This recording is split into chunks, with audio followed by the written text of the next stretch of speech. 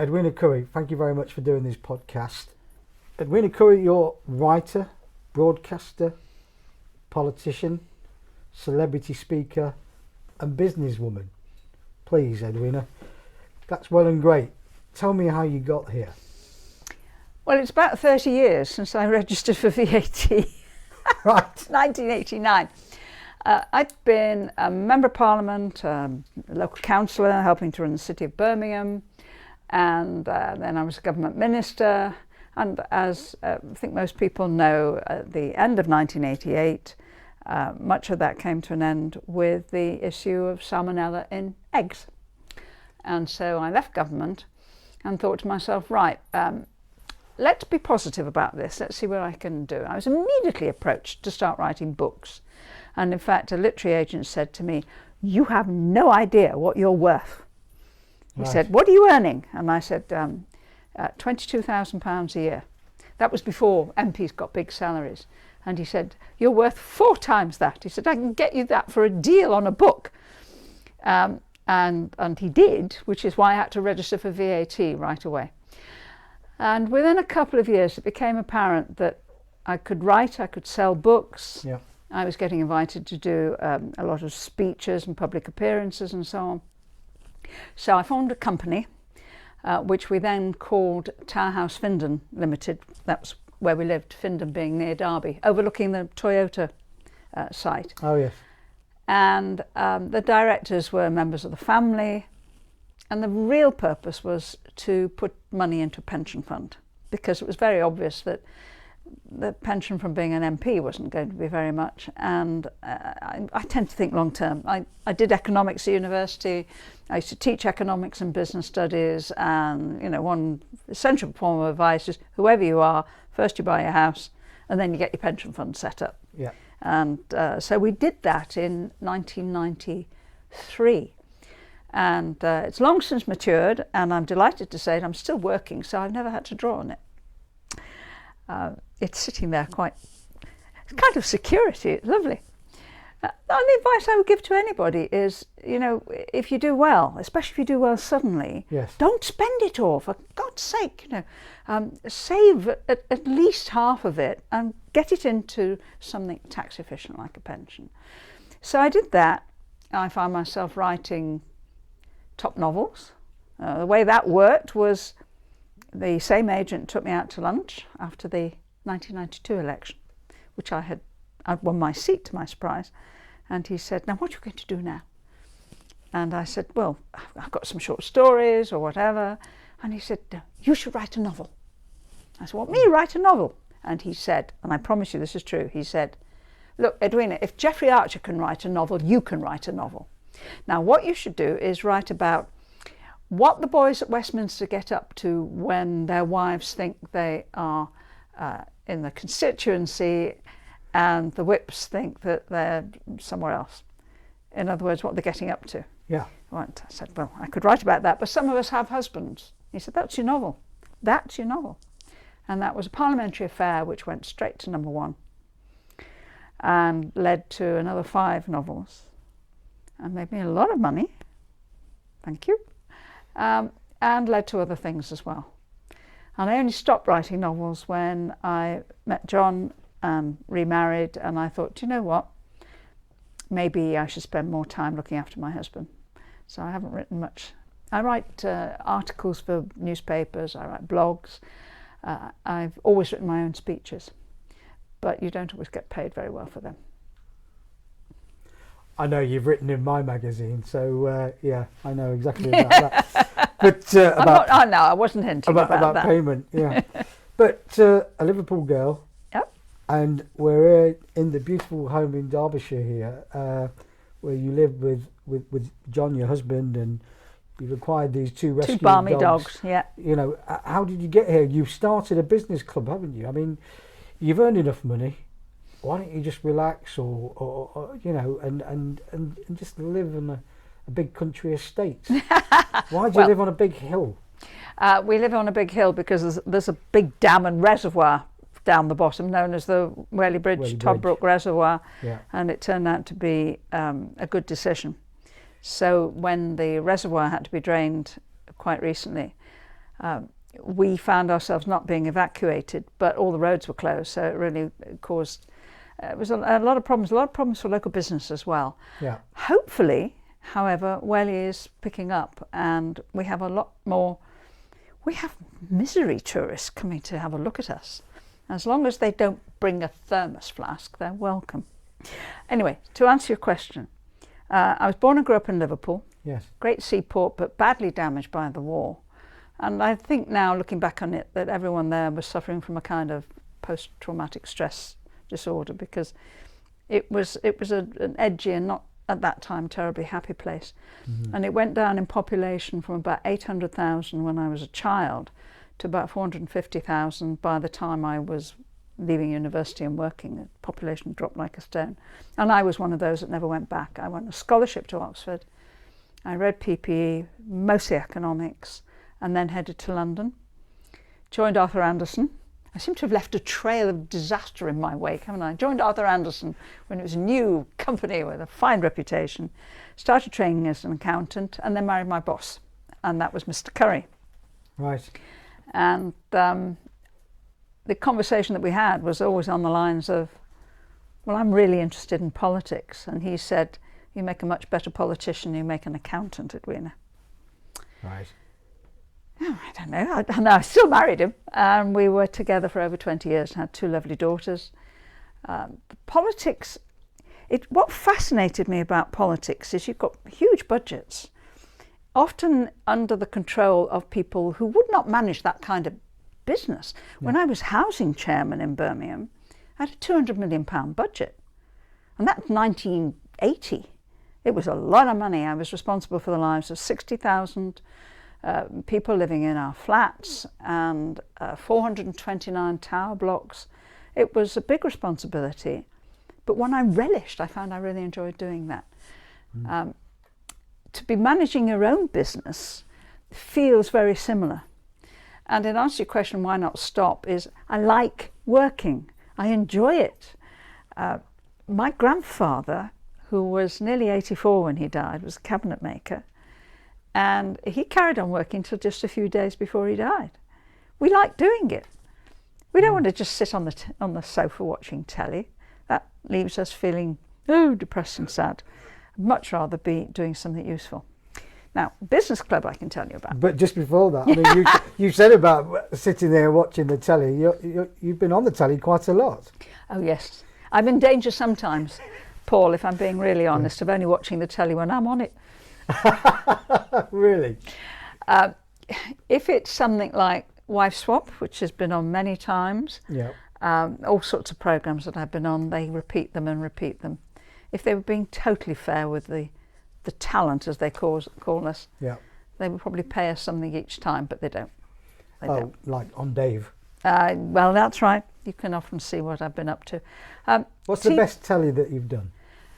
The best telly I've done. Yeah. In many ways, most enjoyable were also the most well paid. So Strictly Come Dancing was great. That was in 2011. Very hard work. Physically, I'm not a physical person, I'm a cerebral person. Yes. But physically, training every day with a professional athlete, because that's what the dancers are. Yes. At the end of each day, I could barely walk. My feet were so sore. And I was dancing with Vincent Simone, who is lovely. I'm a little bit taller than he is. Right. And we got voted out first time, and we was robbed. It was not fair. He was in tears.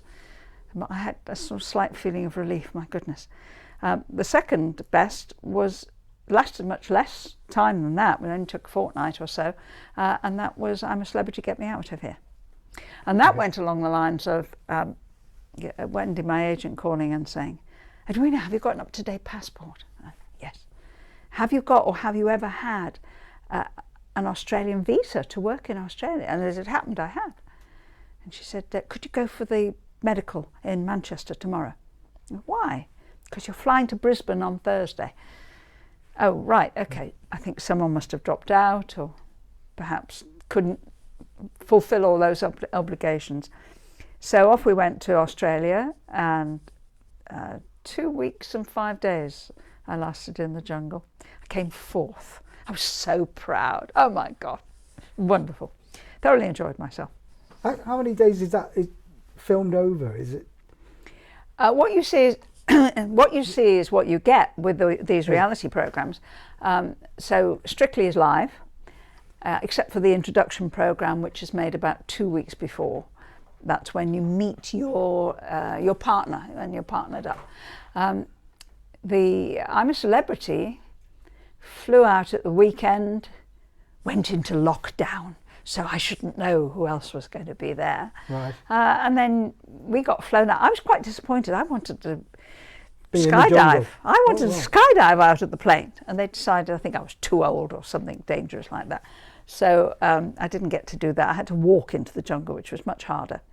And then I was in for 2 weeks and 5 days, and then you have a couple of wrap-up days in the final, and then you go home. That's it. Any bad experiences in there, or with not just the humans, with the creatures? I'm not scared of very much. I can't remember whether I told them I was scared of spiders or whatever, but I can survive all that. And I'm not bothered about being incarcerated with a load of rats. I mean, you just say to yourself, oh, it's a little furry animal, it's fine. Well, you've been a politician, haven't you? Yes, I have had my share of rats, absolutely. The hardest thing I thought was going to be was boredom. In practice, that didn't happen because you sit and chat to people. And if you are interested in people and their history and their background, like I am, then that's fun. We discovered that there were only 2 graduates there that year, and that was me and Tinchy Strider, the rapper. Oh, yes. So I said to Tinchy, so tell me about your music. Tell me about the history of your music. And we got as far as Dizzy Rascal when he was voted out. So if you're interested, that's fun, that's easy. I concern myself about the food, but if I've been fed something really disgusting, since John does the cooking here, I was going to say, that reminds me of my husband's cooking. But in fact, we had prawns and chicken, and it all tastes, when you're hungry, it tastes pretty good. Yeah. In retrospect, the hardest thing was just the sheer concentration, because there's a camera there and a camera there and a camera there and a camera there. And you're on duty 24/7. Even when you go to the loo in the middle of the night, you're going to be on camera. So that was a strain, and afterwards I did feel very, very tired. However, by then the money was in the bank and I was happy. That's the accountant side of you, isn't it? Well, in the end, you have to think of being on TV as a job. It's a wonderful job. It's a tough job, but somebody has to do it. It's the same when I get asked to go and speak on a cruise ship. You're on duty the whole time. When you're in public, you are the presenter, the celebrity. If you want to be in private, then you go into your cabin and then you can swear at the mirror or whatever. Yeah. But it imposes very high standards of behaviour on you, which I think often quite young celebs find hard. And I have to say this to people who want to go into politics as well. You are going to have to discipline yourself in terms of your personal behaviour, in terms of what you put on Facebook, in terms of you can't get drunk in public, you can't be rude to a pap, they're doing a job. And if you can't cope with that, don't go into public life. That's something that lesson learned. Absolutely, absolutely. Excellent, excellent, thank you. And now you started the High Peak Business Club about 5 years ago? Yep. So you're celebrating in October 5 years of the business club. That's right. We started all this in the autumn of 2014 because I got quite frustrated when I came up here, still actively working. I was looking around to meet other people from business. Yeah. I went to a couple of existing business clubs, some of which were for startups. Yeah. They're very good, started by an accountant or a solicitor or something, with a lot of new business being developed. Often people have never run businesses before, but I didn't need to be told how to do my VAT. And then the alternative was big black tie do's in Manchester, which are wonderful, and I've been to several. But they're all top people, and I'm not sure how much you're learning. You're enjoying yourself, but you're not learning very much. So I thought, do you know what? I want a business club where we'll meet for breakfast, because I'm after busy people who've got business to run, and we'll have a speaker and we'll learn something from each speaker. So that's what we do, and I thought I'd do it for a couple of years. And it's 5 years now. What we do is I can get the speakers, because I can contact people and try and get a nice mix. So this autumn, for example, in September, we are going to start off looking at McCarthy and Stone. They're in a growth market. Yeah. You know, you've got 11 million pensioners now, many of whom, probably at least a third, say about 4 million, want to downsize, and there's nowhere to downsize to. Yeah. And the government's only interested in first-time buyers. So what about last-time buyers? If you could have more property like McCarthy and Stone produce, then you actually get a real shift in the. Do you see yourself in one of those? Well, we downsized here, John and I, quite deliberately when we came here in 2012, and one of the problems was we then didn't have enough room to entertain, so we ended up pulling down the garage, using the jungle money to build what we call the jungle room, which I know you're familiar with because you've been to some of our entertaining here. I would recommend downsizing. Too many older people are stuck in big houses that cost them a lot of money to maintain, and that are too big for them, and they feel that they will be separated from their memories. Yeah. Now, if they move early enough in their 60s, they can take the memories with them, and they've probably got another 30 years ahead of them. So they've got more memories to make, but it ought to be somewhere more suitable. So the first one's going to be McCarthy and Stone. Then the one in October, which is our birthday event, is Slimming World. It's a Derbyshire company. I try and look at Derbyshire or Manchester companies. Yeah. And it's privately owned, highly successful. It's mainly a franchising business. And I came across them when I went to our local Slimming World to try and lose a bit of weight, and I thought, do you know what, this is quite successful. I wonder if they come and tell us more. They've just put up a £17 million building in Derby. It's run mainly by women. And I thought, right, come and talk to us. So I'm going to have to do a bit of cooking the day before and produce some Slimming World treats.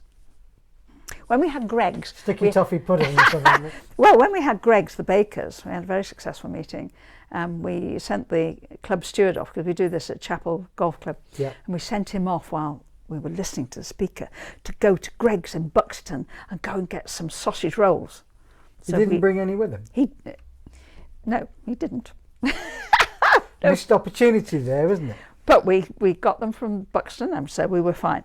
And then, the October one actually. Can I do that little bit again? You'll have to edit. All right. So in October, which is our anniversary, our birthday, we've got CNA Hardy, which has got a big Manchester office. Now, the very fact that you are looking puzzled. That? Yes. They do cyber security. Now, when you think how many businesses lose their data, how many businesses, when they lose their data, especially if they're a big company, get fined a humongous amount of money by the various data authorities, how strict the rules are in the EU, which I imagine we will continue whether we're in the EU or not.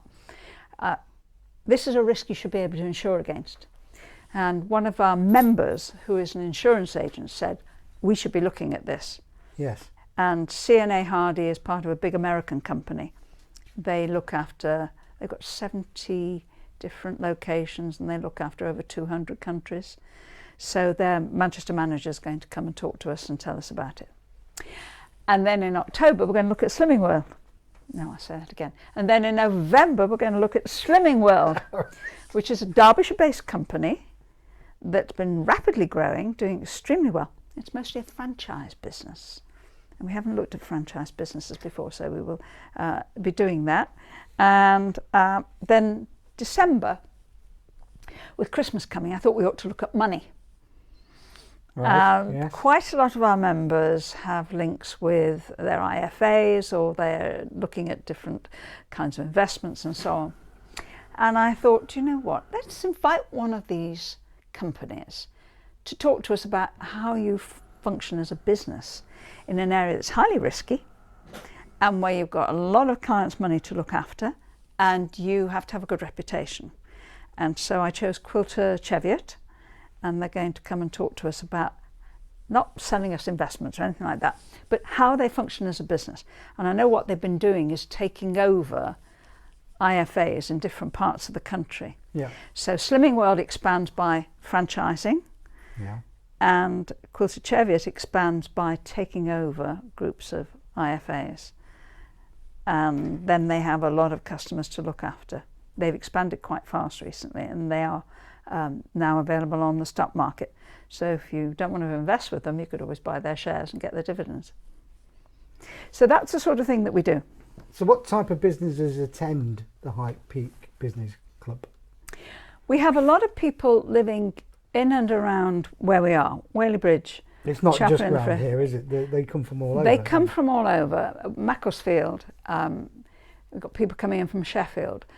They are people who are running businesses, often actually Stockport, Airport, Manchester based, Yeah. or online businesses increasingly, because we have quite good internet here. And they're often stuck at home. So this is an opportunity to get out and about, meet new people, get some ideas, get some thinking going. Yeah. And in some cases, they're people who've been, for one reason or another, shaken out of another business. They've been in the bank, or they were working down south. Sometimes they're people who've had a change of lifestyle for one reason or another. You know, one chap had a heart attack in Hong Kong airport and thought, I can't carry on with this lifestyle. I have to sort of retrench a little bit, but still wants to be involved in thinking about big business. They're a remarkable bunch of people. And the way we do it is the speaker gets an hour, and he or she has to leave time for questions, because otherwise the members get a bit impatient and start firing questions at them anyway. Yeah. That's how it works. And how often do you meet? We meet once a month, not in August, but once a month, and usually in July we have a social of some kind. So it's 10 times a year. It's breakfast, and it's all available. Everything's on the website, which is www.highpeakbusinessclub.co.uk. Smashing. I must have been to several of them, and one of the breakfasts that I really did enjoy was Amazon. Yeah. That was... we had a drone, do you remember? Yes. Yeah. Because they were not licensed to have a drone at that time. So we got a drone company from Manchester who flew the drone around the golf club. Was it Presswich or something? Yeah, something like that. Yeah. Yeah. I Great remember fun. bumping into them. They were in their infancy at that time. Now everyone's got drones. Yeah. So, okay, that's great about the High Peak District, the High Peak Club. Let's talk about your politics. How did you get into it? What made you? Was it a case of wanting to change the world, or Britain, or the town? I grew up in Liverpool that was badly damaged by the war. And I Yeah. grew up in the Orthodox Jewish community, which was traumatised by the Holocaust. Nobody talked about it. Yeah. But we would have somebody at the house who had numbers on her arm. Right. And so you knew that what governments do affect the lives of ordinary people. And when governments get it wrong, you're talking mayhem and destruction. So it's important to have good government. And so from about 14 or so onwards, I was really interested. I wanted to know how the systems worked. Yeah. You couldn't do politics at university. You couldn't do politics at school then. Yeah. You couldn't do economics even at school. I suppose they did at Eton or something like that, but not the kind of school I went to. If you want to do that, you had to go on to university. To get into a top university, it helped to have a wide range of interests. All right? So I chose to try for sciences with what they call current affairs as the background interest. And in no time at all at university, I found myself able to study politics, philosophy, and economics. And I was surrounded by people who weren't just going to do it for a hobby or for interest. They were going to be MPs. And how did they know that? Well, because their fathers were MPs and their grandfathers had been MPs. Right. And this one's uncle was a minister, not in the church, but in the government. And they had this sort of air of entitlement about them and posh accents, and they didn't even know where Liverpool was. And I had a scholarship which gives you a different kind of arrogance. It gives you the arrogance of saying, I'm as smart as you, and if you can do it, so can I. It never occurred to me that as a woman I wouldn't be able to. I've never been a feminist, partly because in those days feminism was a bit of a fringe activity, and it was kind of wild, and I wasn't interested in being a campaigner. I wanted to get into Parliament, which meant being mainstream.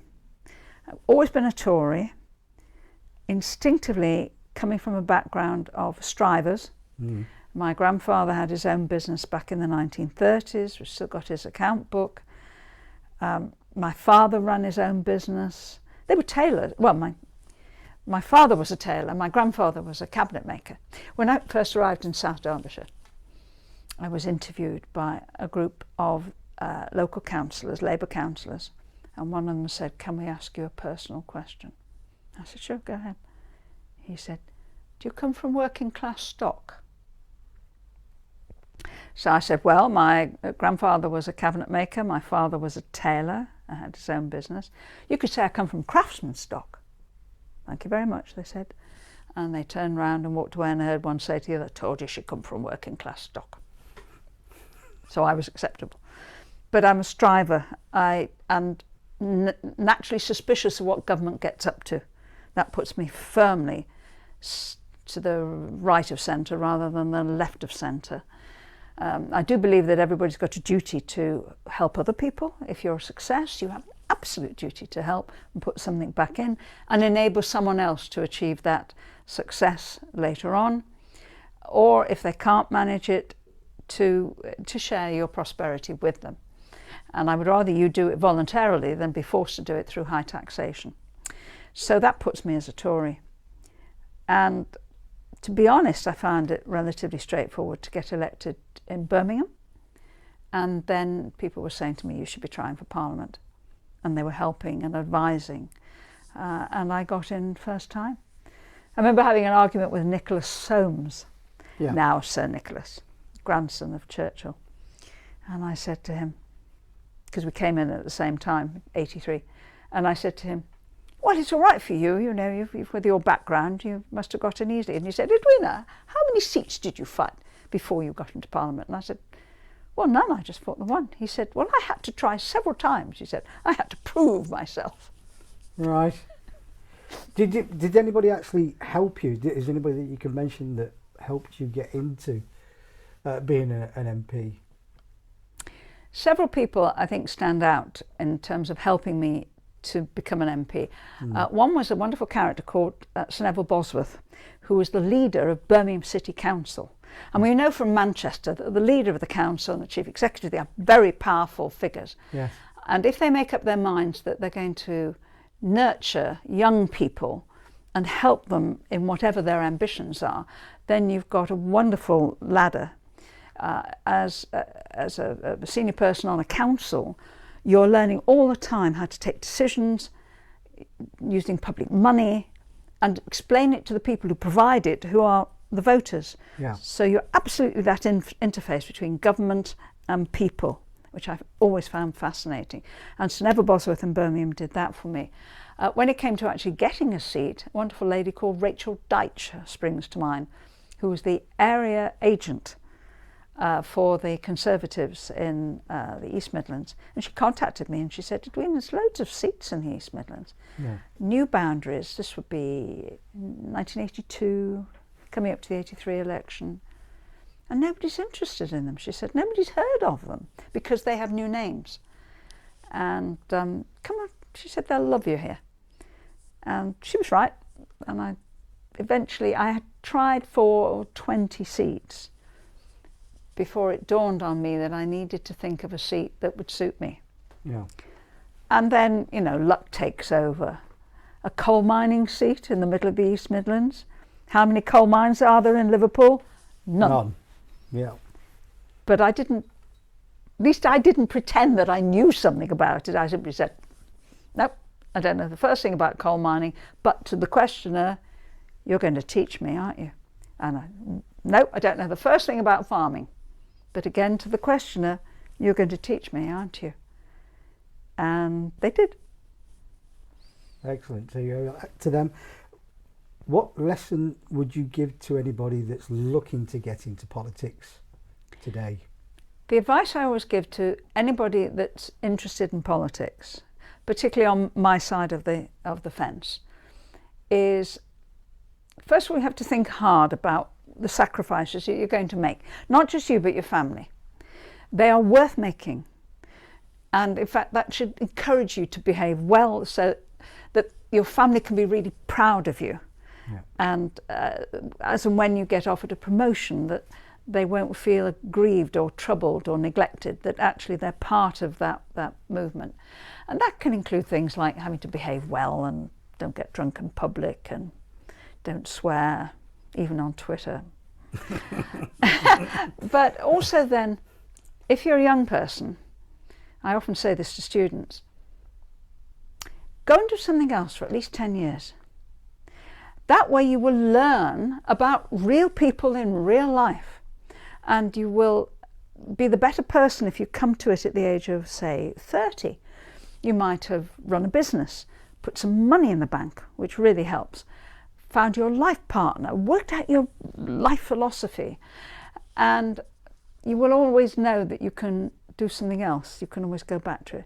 So I was a college lecturer and teacher for a number of years. And I always had in mind, well, I could always do that again if I had to. Yeah. In fact, writing took off. I worry about people who go straight from a university degree in politics to working for an MP, to working for a minister as a special advisor.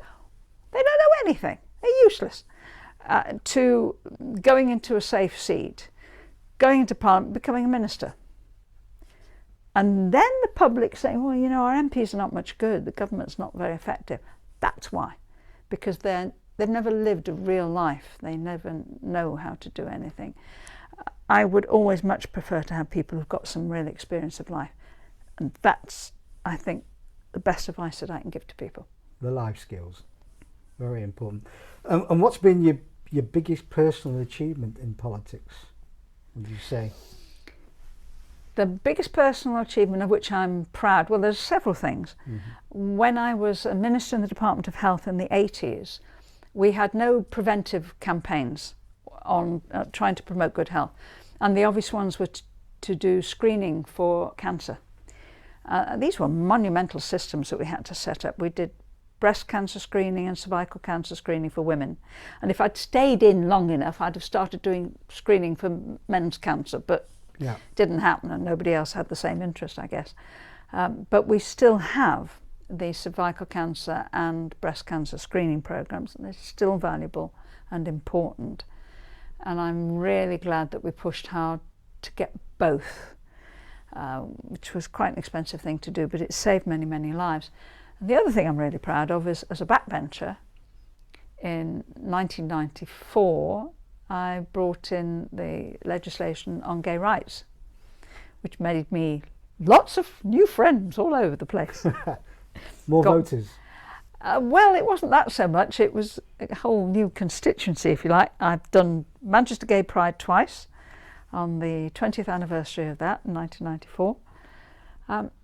In terms of the constituency, moving away from coal mining, which was dying, and with climate change really no longer appropriate, and getting Toyota instead. I'm being very proud that Toyota is sticking with us and still keen to stay with us, Brexit or no Brexit. That made a huge difference. The outcome of that is that South Derbyshire's now got 12,000 majority. Well, it was Margaret Thatcher that wanted to close down the mines, wasn't it? Well, the thing is that coal mining is an extractive industry. Yeah. And particularly on land. And what my miners were telling me was that the mines in South Derbyshire, they weren't worked out, but they were digging dirt down there, they said to me, and it was dangerous.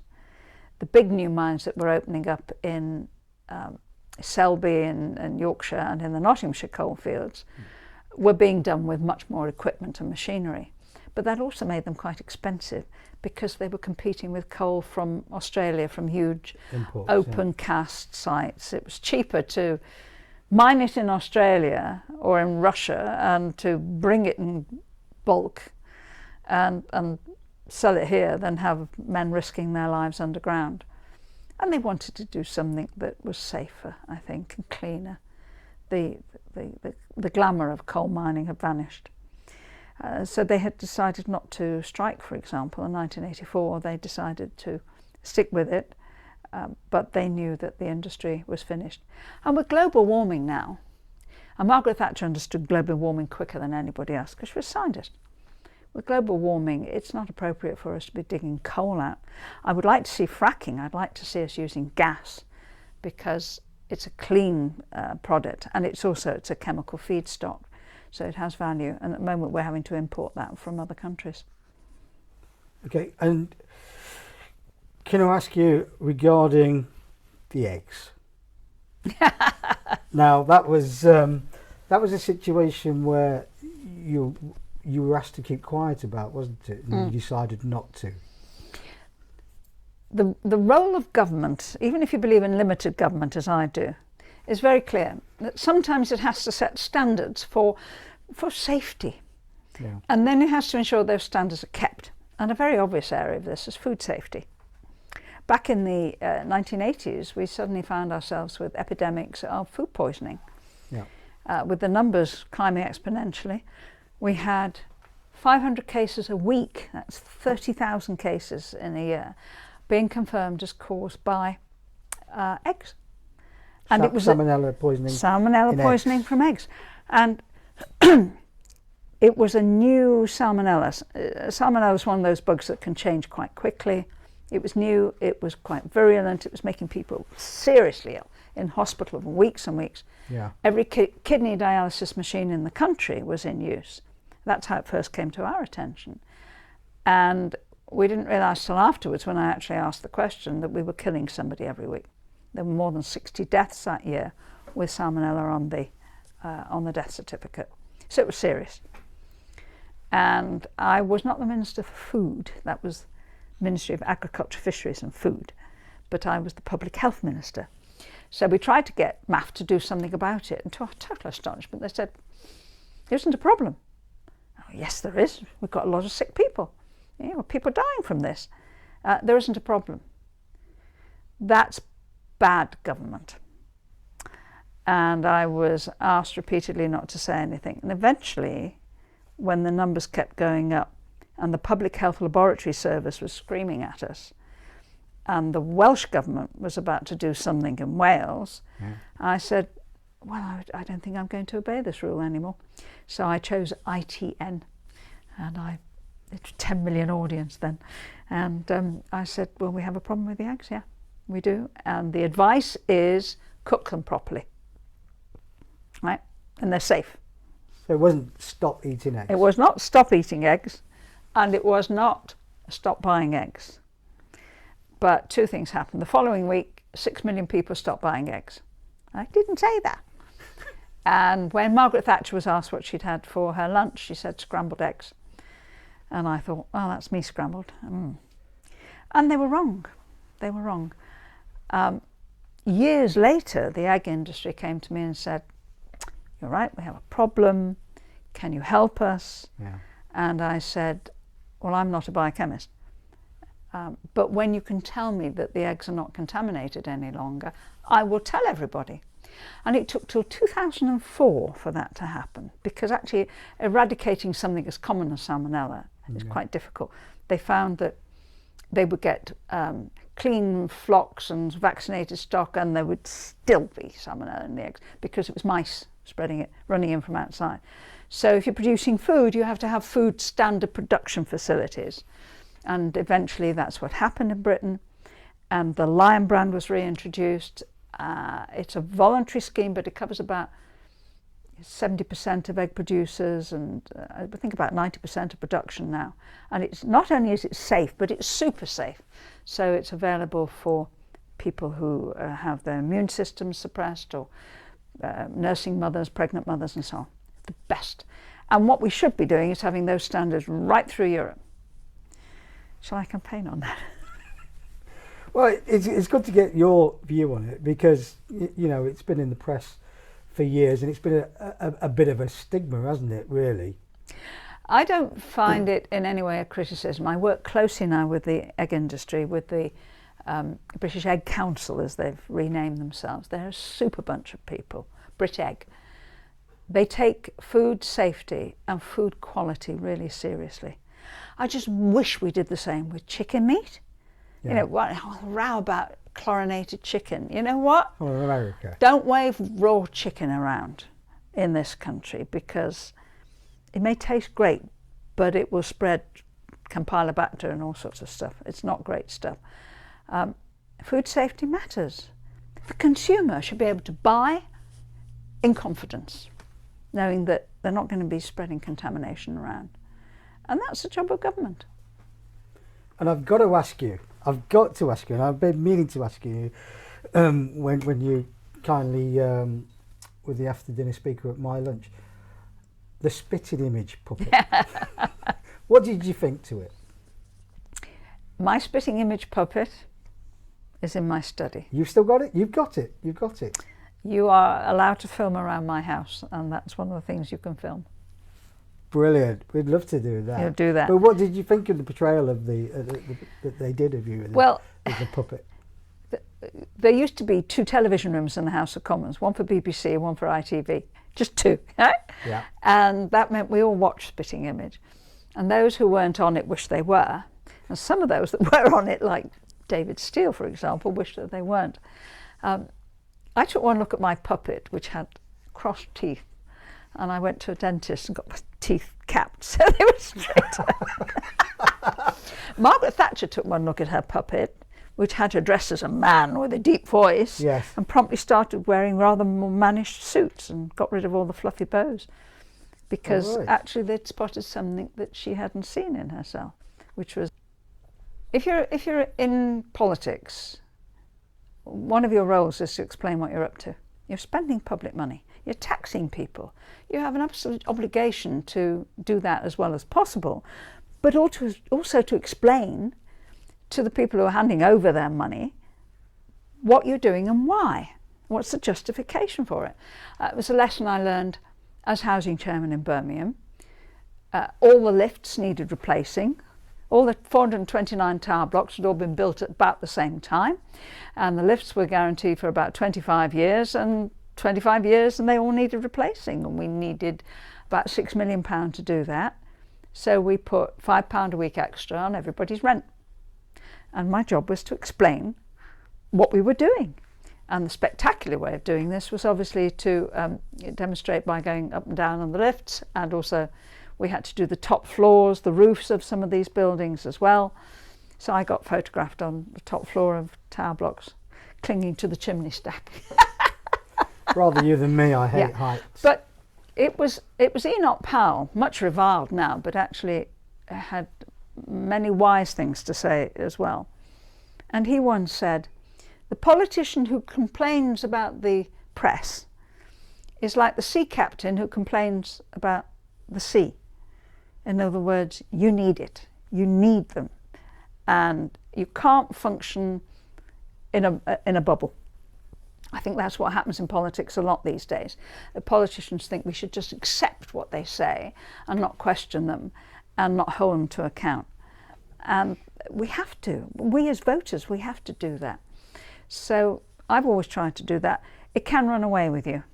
It can be so important to be on every particular programme that you end up talking tosh on most of them. It's a good idea to specialise. That's also a bit of lesson learned over the years. And last question, we're in an ever-changing world at the moment. You're an iconic political figure, as I say, you're writer, broadcaster, politician, celebrity speaker and businesswoman. What advice would you give the millennials that are looking to either go into business, go into politics, or just survive? Because a lot of them, you know, are struggling to get on the housing market and just think it's never going to happen to them. You know, you used to talk about having several careers. Now it's 10, 15 different types of careers. Yes. How would you sum up their future, if you like? I think anyone that's been a success, and looking back, I'm content with what I've been able to do. Anyone who's been a success would say, look, it's a mixture of sheer hard work and luck. And as Arnold Palmer used to say, well, the more hard work I put in, the better my luck. And I think that's true. There's another way of putting it, that it's 10% inspiration and 90% perspiration. You cannot be a success without hard work. And that means you have to be prepared to do whatever the customer wants, whenever the customer wants it. And if you've got any sense, you add value. So this is supposed to be delivered by Saturday lunchtime, deliver it Saturday morning. They want you to try conducting 2 pieces of work, be ready with a third. Always add value, I would say. And that way you get asked to do it next time. I would say pay your bills on time. And that way that person who's going to work for you is more likely to work for you than for the person that they're going to hassle with the bills for 3 months on. There's a real benefit to you from good behaviour, from good business behaviour. If you get a good reputation in business, you find that you are the go-to person. You try and cut corners, you try and fool people. Yeah, no, don't do that. Really don't do that. So if you add a combination there, do you see, of hard work, of good standards, of good business behaviour, of inspiration, because you've got to have something special about you to find a niche in that market, and also that little bit of luck, then you should be a success. And I would always say as well, don't be frightened of failure. If you fail to do something, if you fail to get that contract, if you fail to win that job, sit down and think about why. Sometimes actually phone up afterwards and say, why did we not get it? And then learn from it. I had to go to 21 constituencies for interview before I got the seat that suited me. But I tried to learn from each one. It can be painful. It can be painful where somebody tells you we were rubbish, but you have to poke around and say, exactly how were we rubbish? Well, the preparation wasn't good enough. You didn't look the part. Over and over again, you have to look the part. You want to be an MP? Look like an MP. You want to be a top businessman or woman? You don't have to wear 5-inch heels, but you do have to look businesslike. And that actually changes from time to time, so that you've got to find out what that means in your niche, in your business. And then I would say, be sensible with what you earn. Don't spend it all. If you save it, if you invest it, the day will come when you're 72 years old and you can afford to stop working. And you own your house. Never going to happen for you, is it? You're never going to stop working. If you work at something you enjoy, then life is one constant ball. It really is. So the real trick and the real luck, if you're lucky, is to find what you really love doing. Do it well and get someone to pay you to do it.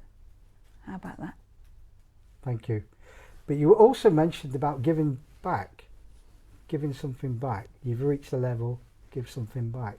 Community, business, knowledge.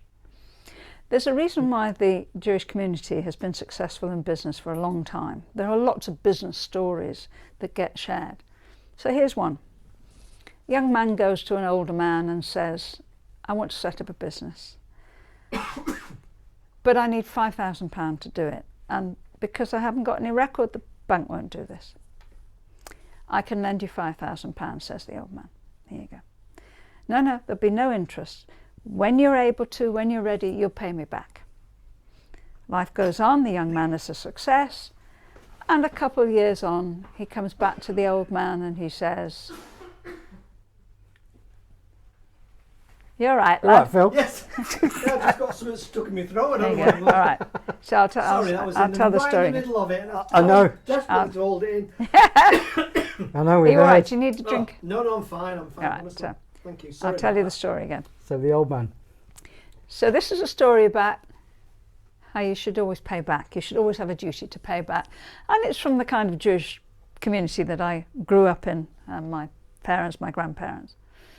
So the young man goes to the older man and he says, I want to start a business and I need £5,000 to do it, but the bank won't lend me anything because I haven't got any background. Can you help me? And the old man says, here's a cheque for £5,000. All right, you pay me back when you can. You pay. No, there won't be any interest, but when the moment comes, you'll know and you'll come and pay me back. So life goes on. The young man starts his business, struggles to start with, but eventually makes success. And he comes to the old man again with his £5,000. And the old man says to him, now it's your turn to lend it to somebody else. That's Lesson learned. yeah, that's the sort of story I was brought up on. And in fact, people did that for me. I remember getting a £600 loan to buy a car. And when I went to pay it back, the answer was, no, you pass that on to somebody else that you know needs it. And it's done without any demand for recognition. There's another old Jewish story, which is, it's only a good deed if only you and God know about it. You start boasting about it, it's not a good deed. It doesn't count towards your entry to heaven any longer. So we won't talk about charity. Well, you don't boast about charity. And you don't put it in your who's who entry, as Jeffrey Archer used to do. You just do it, and you encourage people to do it, and you do it your way. So one of the ways that we like to do it, for example, is we like to entertain. So we like to have a party. We like to have people around. And if we can find almost any good reason to do that, we will.